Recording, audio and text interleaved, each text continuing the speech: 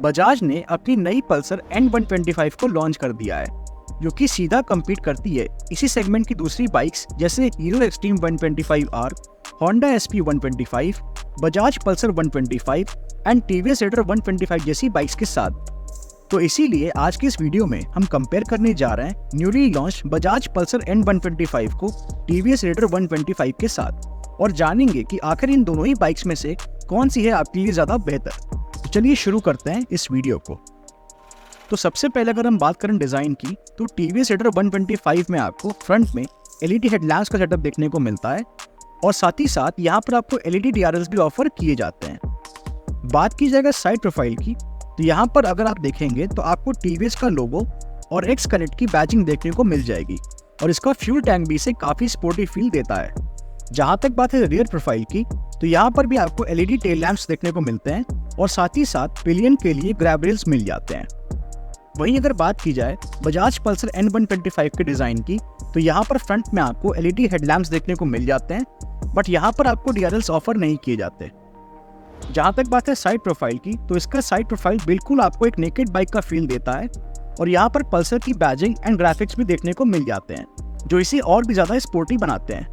Rear profile की अगर बात की जाए, तो यहाँ पर आपको LED टेल लैंप्स का सेटअप देखने को मिलता है और साथ ही साथ पिलियन के लिए कनेक्टेड ग्रैब रेल्स ऑफर किए जाते हैं। तो लुक वाइज तो दोनों ही बाइक्स काफ़ी स्पोर्टी हैं, पर लुक्स एंड डिज़ाइन हर आदमी की पर्सनल चॉइस होती है। किसी को टीवीएस रेडर पसंद आएगी तो किसी को पल्सर N125। चलिए अब आगे बढ़ते हैं और बात करते हैं इन दोनों ही बाइक्स के इंजन के बारे में। तो अगर हम बात करें टीवीएस रेडर 125 की, तो इसमें आपको मिलता है 124.8 सीसी का air cooled 4 stroke petrol engine, जो जनरेट करता है 11.2 bhp की मैक्सिमम पावर एंड 11.2 Nm का टॉर्क। वहीं बजाज पल्सर N125 में आपको मिलता है 124.58 सीसी का single cylinder 2 valve air cooled petrol engine, जो जनरेट करता है 11.83 bhp की मैक्सिमम पावर एंड 11 Nm का टॉर्क। तो यहाँ पर पल्सर N125 में आपको थोड़ी ज़्यादा पावर देखने को मिलती है, बट वहीं टॉर्क आपको थोड़ा ज़्यादा देखने को मिल जाता है टीवीएस रेडर में, और टीवीएस रेडर में आपको वेल्व भी 3 मिलते हैं।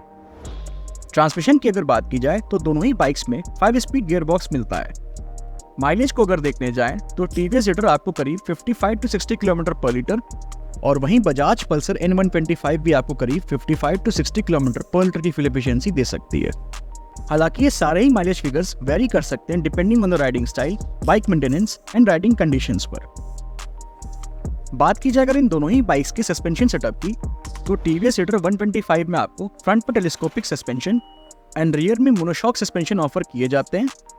वहीं बजाज पल्सर N125 में आपको फ्रंट में टेलीस्कोपिक फोक एंड रियर में मोनोशॉक एब्जॉर्बर सस्पेंशन ऑफर किए जाते हैं। तो सस्पेंशन सेटअप तो दोनों ही बाइक्स में आपको सेम ही देखने को मिलता है। जहां तक बात है टायर साइज की, तो टीवीएस रेडर में आपको फ्रंट में 80/100 17 इंच और रियर में 100/90 17 इंच के ट्यूबलेस टायर्स मिल जाते हैं। वहीं बजाज पल्सर N125 में आपको फ्रंट में 80/100 17 इंच और रियर में 110/80 17 इंच के ट्यूबलेस टायर्स ऑफर किए जाते हैं। तो यहाँ पर पल्सर N125 में आपको ज़्यादा बेहतर टायर्स ऑफर किए जाते हैं। ब्रेकिंग सिस्टम की जहाँ तक बात है, तो टीवीएस रेडर 125 में आपको फ्रंट में 240 mm का डिस्क ब्रेक और रियर में 130 mm का ड्रम ब्रेक ऑफर किया जाता है। वहीं बजाज पल्सर N125 में भी आपको फ्रंट में 240 mm का डिस्क ब्रेक और रियर में 130 mm का ड्रम ब्रेक ऑफर किया जाता है। चलिए अब आगे बढ़ते हैं और देख लेते हैं इन दोनों ही बाइक्स के डायमेंशंस को। बट डायमेंशंस बताने से पहले मैं आप लोगों को एक चीज़ क्लियर कर दूं कि कंपनी ने बजाज पल्सर N125 के लेंथ, विड्थ और हाइट को अभी तक रिवील नहीं किया है, तो ये सारे ही फिगर्स डिफरेंट सोर्सेज से उठाए गए हैं। चलिए अब अगर बात की जाए टीवीएस रेडर की लेंथ की, तो टीवीएस रेडर की लेंथ 2070 mm की है, वहीं पल्सर N125 की लेंथ 2012 mm की। तो यहाँ पर रेडर की लेंथ करीब 58 mm ज़्यादा है पल्सर 125 की लेंथ से।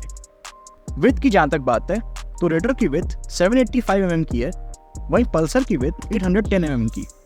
तो यहाँ पर पल्सर की विड्थ करीब 25 mm ज़्यादा है रेडर की विड्थ से। हाइट की अगर बात की जाए, तो रेडर की हाइट 1028 mm की है, वहीं पल्सर की हाइट 1078 mm की।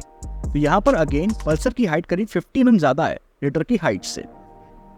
व्हील बेस की जहाँ तक बात है, तो टीवीएस रेडर का व्हील बेस 1326 mm का है, वहीं पल्सर N125 का व्हील बेस 1295 mm का। तो तो यहाँ पर रेडर का व्हील बेस करीब 31 mm ज़्यादा है पल्सर के व्हील बेस से। ग्राउंड क्लियरेंस की जहाँ तक बात है तो रेडर में आपको मिलता है 180 mm का ग्राउंड क्लियरेंस, वहीं पल्सर में आपको मिलता है 198 mm का ग्राउंड क्लियरेंस, जो कि 18 mm ज़्यादा है रेडर के ग्राउंड क्लियरेंस से। और अगर हम बात करें सीट हाइट की तो टीवीएस रेडर की सीट हाइट है 780 mm की, वहीं पल्सर की सीट हाइट है 795 mm की, जो कि 15 mm ज़्यादा है रेडर की सीट हाइट से। जहाँ तक बात है कैपेसिटी की तो अगर हम फ्यूल टैंक कैपेसिटी की बात करें तो रेडर में आपको मिलती है 10 लीटर्स की फ्यूल टैंक कैपेसिटी, वहीं पल्सर N125 में आपको मिलती है 9.5 लीटर्स की फ्यूल टैंक कैपेसिटी।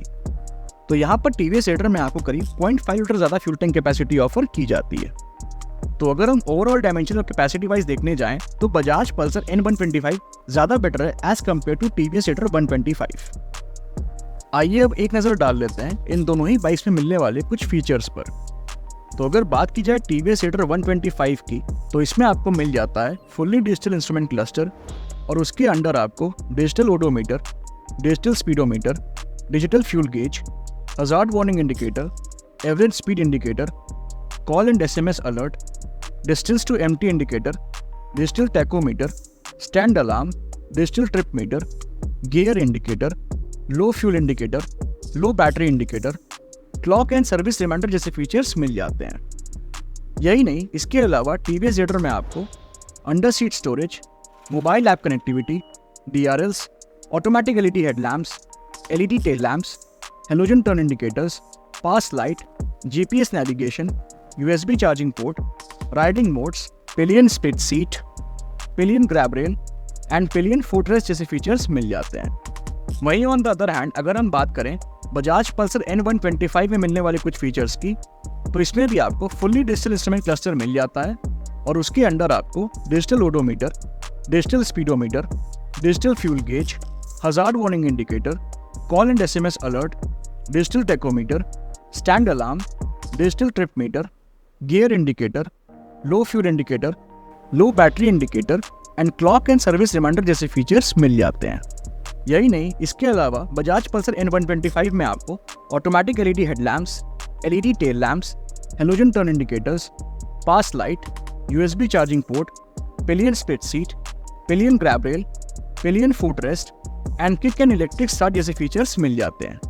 तो फीचर वाइज अगर देखने जाएं तो दोनों ही बाइक्स में आपको काफ़ी अच्छे खासे फीचर्स देखने को मिल जाते हैं।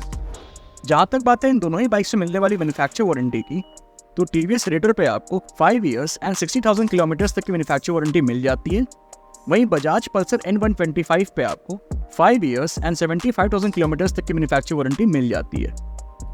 जहाँ तक बात है इन दोनों ही बाइक्स में मिलने वाले कलर ऑप्शंस की तो टीवीएस रेडर 125 में आपको blazing blue, fiery yellow, striking red and wicked black जैसे कलर ऑप्शंस मिल जाते हैं, वहीं बजाज पल्सर N125 में आपको purple fury, metallic white, ebony black, cocktail wine red and Caribbean blue जैसे कलर ऑप्शंस मिल जाते हैं।